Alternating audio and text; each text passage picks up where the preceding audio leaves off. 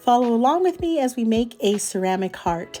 This is low fire terracotta clay that I rolled out to be 1/4 of an inch thick, and I made different heart templates from paper and just used a craft knife to trace it onto the clay.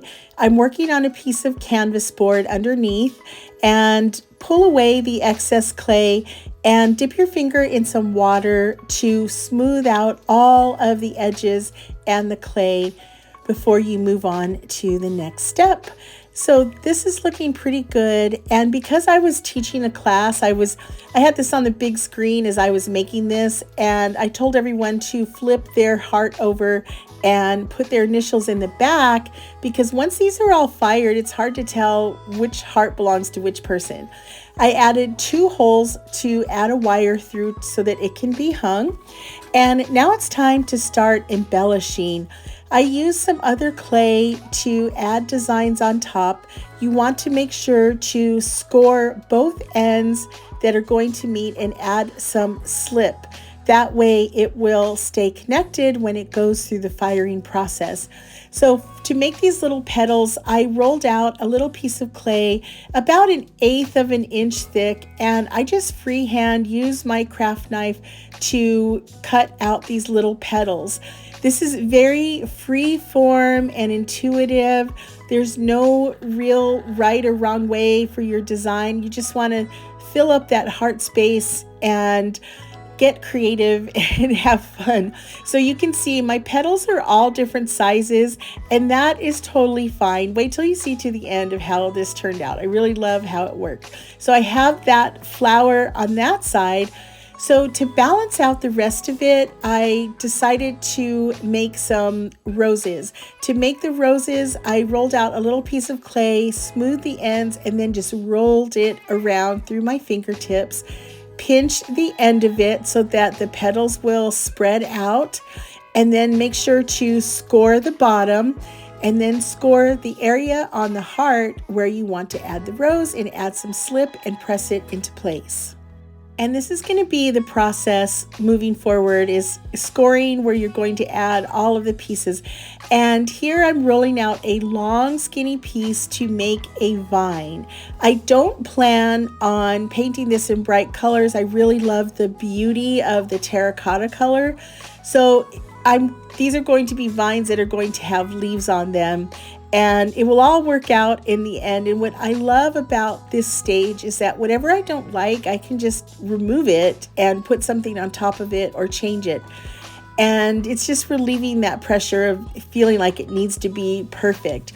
So these are the skinny little vines that I added. Press them all into place, and now I'm going to make some leaves. And the same way that I created the petals for the flowers, I'm just drawing out some leaves with my craft knife, and I'm going to pick them up one by one. See, I'm removing that part I didn't like right there. Scoring by the flower where I'm going to add the leaf, and adding some slip and pressing the leaf into place. And one step I didn't show on here was I went through all of the leaves and I smoothed the edges before I applied them. I think I accidentally edited that part out, but now I'm adding some of the little veins to the leaves just to give it more character. And because this is going to be all terracotta, the beauty is going to be in the details of it. That's what will show some contrast in it. And here I'm doing a quick seal. I have some slip on my brush, and I'm going through all of the jointed areas and smoothing them out and making sure they're well connected. Overall, this class took about 2 hours for me to teach. I was able to finish this heart in a second one because I work really fast and I wanted to show different design methods to my students. But the students took the full 2 hours to create their hearts, and they all just came out so beautiful. I will show you a picture at the end. And I have no plan for this. I'm just going with the flow, looking to where I could add some more details. And here I just added another rose right there. And I like to work in sets of 3. So I have the big flower with the petals, I have the roses, and I rolled some small little balls to make little berries to go on there. So I have 3 different types of flowers happening right there. And you can see I have an odd number of leaves. And for the top part of this, I'm cutting a ribbon. Again, freehand. You could use a template if you have one, but I think it's more fun just to freestyle and draw it.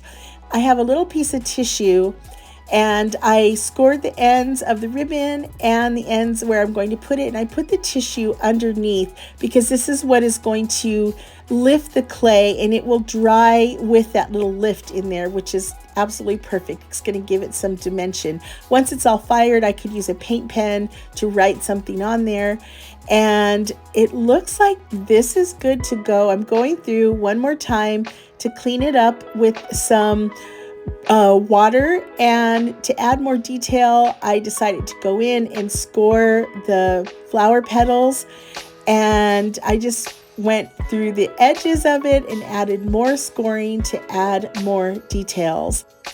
Once your heart is completely finished, you want to make sure to let it air dry before you put it in the kiln. And then they go in the kiln at cone 04 for bisque firing, dipped in clear glaze, fired a second time at cone 06. And yes, you can absolutely do this with air dry clay as well. Thank you for watching. Don't forget to like, share, and subscribe, and let me know what you think of this project. Visit craftychica.com for even more crafty ideas.